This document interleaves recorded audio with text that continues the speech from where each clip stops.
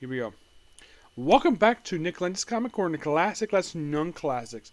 This is episode number 2733 and episode number 2627. Now here reviewing the last basically 9 issues of Extreme Justice, issues 10 to 18, along with some Hawkman. The Hawkman, I'll be discussing the Hawkman special release in the 80s, along with the first 12 issues of Volume 2. Extreme Justice number 10 is a tie-in to Underworld Unleashed, which has this for Justice League battling demons.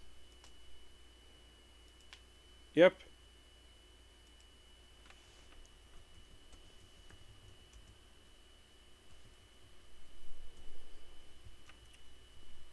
That's kind of what happens over the course of this issue here.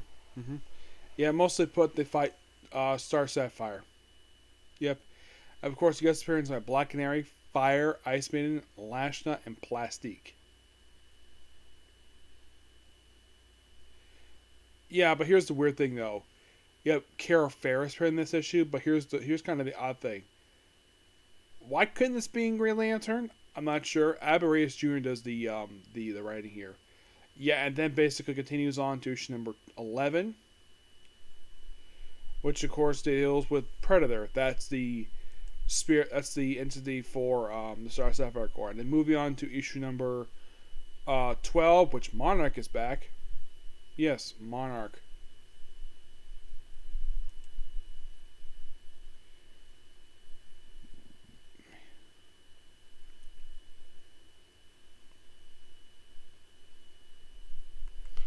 Yeah, he's back here for this issue here. Yeah, and then basically deal with Monarch one more time in issue number 13. And they kind of wrap that story up. And then we have Booster Gold dealing with basically, get this. Well, the first appearance of the Legion of Doom. Yes, the first version of the team. Yeah. Well, it's led by former Infinity Incorporated member Brainwave, who's turned to a villain.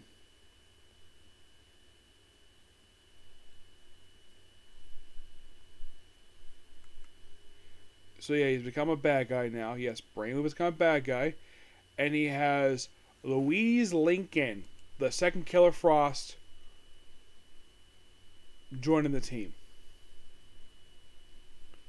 Yes, the beautiful Killer Frost joins the team too. And my only guess is the reason why that the writer decided to bring this group in is because they kind of needed a group for Legion the Extreme Justice to fight, and they're kind of in a way the main bad guys made into the book. Yeah, we're also dealing with the romance between Amazing Man and Maxima. Yeah, and so they have a robot duplicate of Gorilla Grodd in this issue. They also have Major Force, Hooligan, Mad Men join the team too.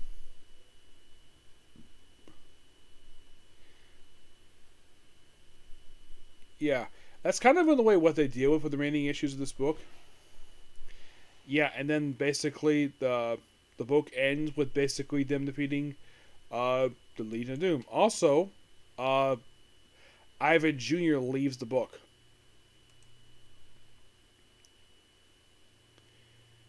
If you're curious, because the last issue is done by Robert L. Washington. Basically, I think for the last 6 issues of this book, it's done by Robert L. Washington III. Who sadly passed away about 12 years ago. Yeah, he took the book in issue 12 and basically did it for many issues of the book. Yeah, and this is a guy who basically was the originator for the Static comic book that was done by... He co-wrote it with Dwayne McDuffie. So, I guess DC probably liked what he did over that book, so moved over this book. And that's pretty much it for the group. What happened to the team once this book wrapped up?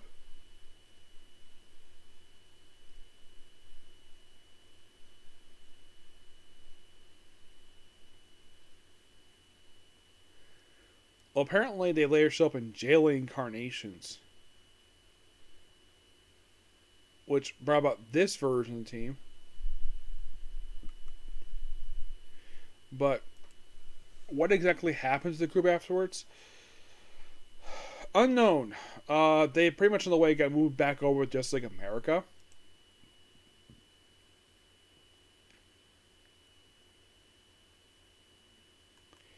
Yeah, they kind of appear there for some of the many issues of this book. It's like they just had to feature them there because they were his Justice League, and of course the feature a few issues of Steel, Total Justice. Mostly, but what happened to the group, they pretty much disbanded because they kind of just went off screen. It's not really mentioned exactly what they did afterwards. Now, what happened to the members of the group? Let's start with Amazing Man.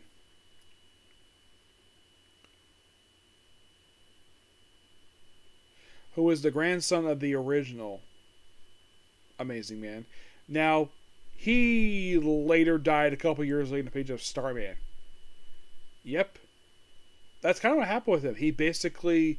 Yeah, James Robinson had him die in the page of Starman for some reason. Yeah, it's like, okay, so they have him die there because it's supposedly like a reunion of the JLI, just like Europe. But he gets killed off there along with a Crimson Fox, Ice Maiden, well, and Blue Devil. Though he comes back. Yeah.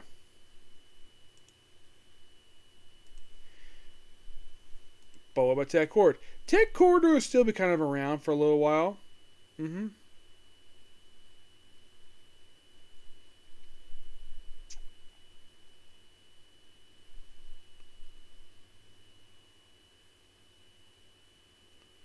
Yeah, so mostly put he didn't do a lot. Most appearing in pages of like Birds of Prey as a recurring character. I think that's kind of what he did afterwards, became a recurring character in Birds of Prey.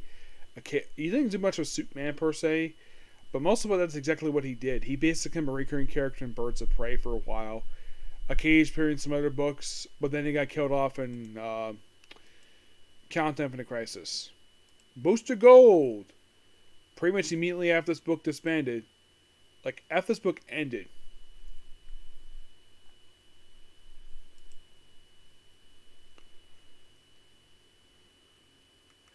What did he do afterwards? Well, he later popped in the page of Superman, where he got rid of the armor that he was wearing in that book, and basically went back to the classic look Dan Jurgens game back in the 80s. And he's around sporadically since then. He's took part in some good stuff like the Suit Baddie stuff, OMAG 52, got a solo book. Didn't do very much after Flashpoint happened. Nope. The leader of the team, Captain Atom. He didn't do a lot per se. No, not really. It's like as soon as basically like, oh yeah, he basically came out of law and super baddies, and then he worked with Lex Luthor, part of his cabinet, as part of the opening story arc of Superman Batman, where he got sent. He got put it on basically a ship. Now, in the Public Enemy's movie, that was Batman on the ship. In the comic, was Captain Atom, and he went to space to take on the Krypton meteorites.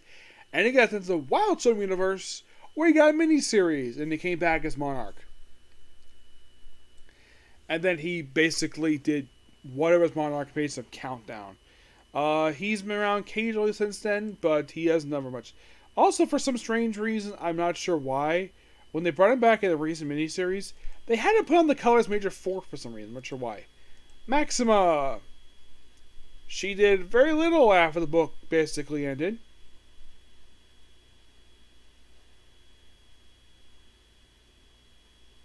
Yeah, it's like, as soon as this book wrapped up, she did jack frickin' squat until she got killed off in the pages of Worlds of War crossover. Yeah, she didn't do very much. That's kind of what she did. She just basically appeared in that crossover, which came a few years later, and that was sadly it. Oh, there's also some Firestorm here. Firestorm briefly left the team. Wanted to showcase for a couple issues in some really awful artwork. Because it took up like 2 issues. It took up issues like 5 and I think it was like 6 and 7. Was the issues of Showcase. This is Showcase 96, the last Showcase book released. Of course, it also features stories with the Atom, Etrigan and Demon, and Superboy. Now, the artwork in those books, those stories, actually are better than the Firestorm one.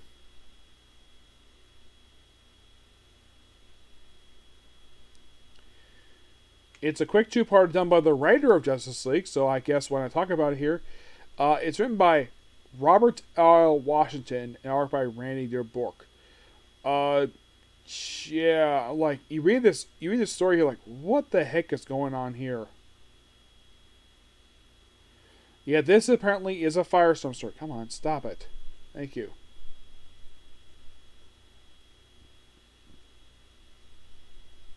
It's mostly with Firestorm doing stuff and not a lot per se, and then yeah, it's like, okay, so they advertised these 2 issues, and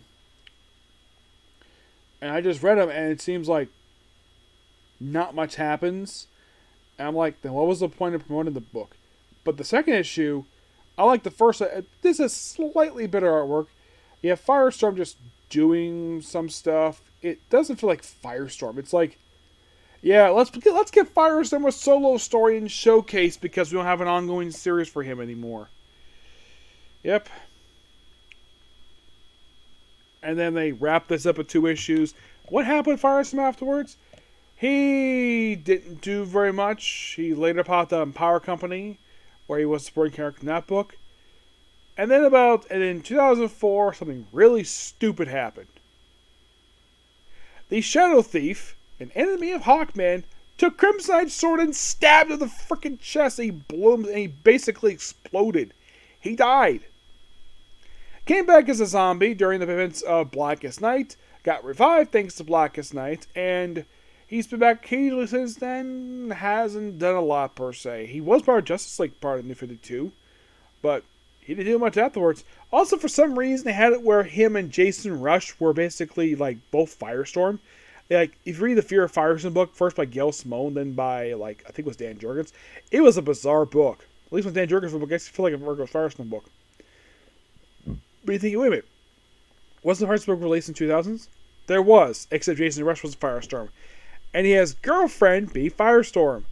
Also in the book, for some strange, I think in the Firestorm book, the main Fires, they actually at one point they had Firehawk appear in the book. Firehawk was like kind of like Firestorm's love interest. The Showcase books is just there's like nothing here. I like the James Jackson, that was interesting, but this 2-parter, it's nothing, complete nothing. All right, next up we have is some Hawkman. First, starting with the Hawkman special. This picks up right after the Shadow War Hawkman miniseries, where it's done by Tony Isabella, where it basically picks up right after that miniseries left off, where Hawkman is working with Gentleman Ghost, who he's like strangling him, and then he wakes up in bed with his wife, Shira. So yeah, they go and fight crime and deal with Gentleman Ghost, who, yeah, and the issues of Hawkman with Tony Isabella, right, basically, they kind of go a little of his backstory. So, yeah.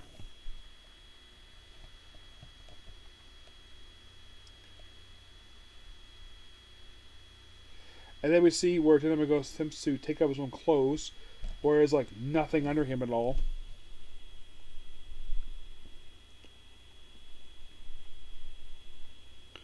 He, and of course, deals some app. This is, you could think of this book as like an aftermath issue. It's just like a transition special into the actual ongoing series. Which leads us to the main book, which here discussing the first 12 issues of this book, where in these issues we have Hawkman basically, because we continued off basically where that miniseries left off, where it continues in this book. And this is still technically Earth 1 Hawkman in these issues. Kind of in a way. The Suffix came out just after. So, The big thing about this is a big, humongous main story with this book that kind of wraps up issue 9, but gives a little bit for the next 2 issues, where Hawkman and Hawkgirl get out as aliens, despite some people know about it for years. The guy who reported it basically blames him for the death of his girlfriend in the Shadow of Hawkman miniseries. Yeah, and there's a bunch of like other stuff going on here. We also have Lion Mane, who was a villain from toward the end of the first volume, appears in the book. Santana makes guest appearance in issue number 4. My only guess is the reason why Tony Isabella did it because, well, she appeared in issue 4 of the first volume, so why not appear in issue 4 of the second volume? Good idea. It's a quick guest star appearance. Great to see her. Drawn beautifully by Don Heck. And there's also the Shadow Thief appears in these issues here too, where he worked with this hyena corporation who kind of like being villains. There's also like a thing. There's also a subplot because of the fact that there would be aliens that they want to deport Hawkman and Hawkgirl from the planet, all because they're aliens. Not from a different country, but a different planet. And here's the thing: the public of Midway City does not want them deported. They are protesting it. And here's the weird thing.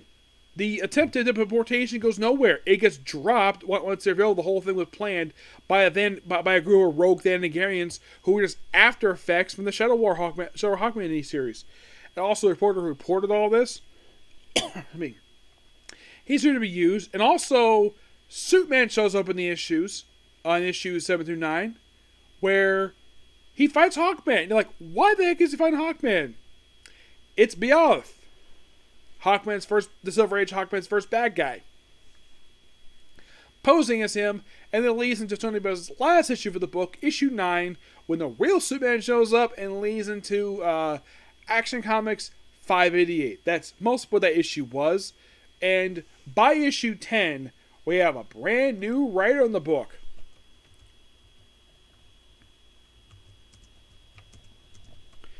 Yeah, as for the reason why Tony Isabella left, I don't really know. Because you have Barbara Kitzel and Dan Mishkin on the writing here, with Richard Howell on the artwork.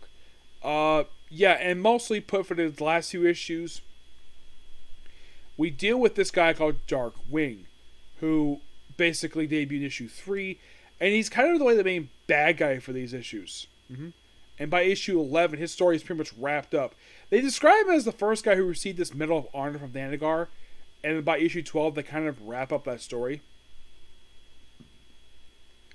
We also have this Captain Fraser character, who debuted in the Shadow War Hawkman series, and he's here throughout this whole book. He does not miss an issue. He's basically here as a supporting character.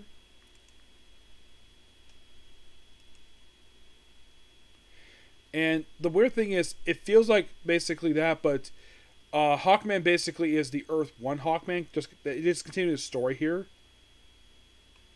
So basically, this issue 10 was when they continued over in the pages of... But issue 9 definitely was his last issue, and then basically the next couple issues, it just wraps up the whole storyline with that. And then you have them face off against Beowulf.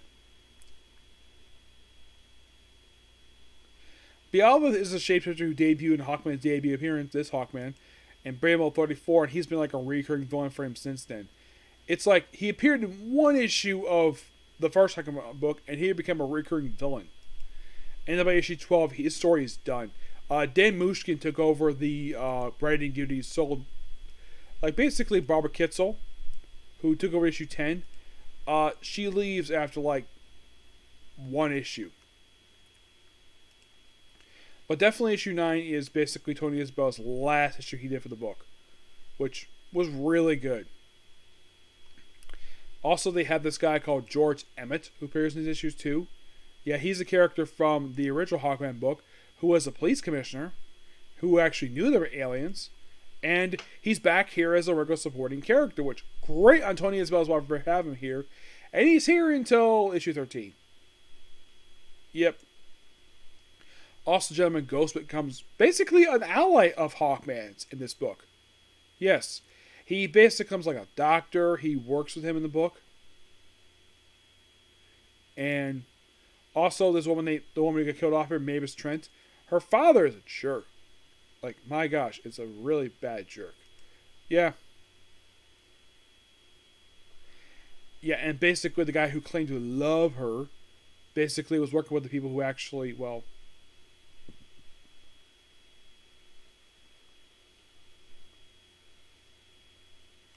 But, damn good issues. You read these issues and it's like, wow, you have a lot of fun. Like, if you love Hawkman, you have a lot of fun reading these opening 12 issues. It's pure awesome at its finest. And next to talk about Hawkman, we'll talk about the last 5 issues book. Before we move on to one of my favorite Hawkman books, Hawk World. Yep. So that's pretty much it for particular review. Oh, I give the Extreme Justice issues a 9 out of 10. The Showcase issues, I give that a 5 because they're nothing issues. The Hawkman special and the Hawkman first 12 issues, I give these issues a 10 out of 10. Yep. So, that's pretty much it for particular review. Please be sure to like, comment, subscribe, turn notifications, and do not hit the dislike button. Next up is Martian Magic Muscles. Okay, next video. Bye.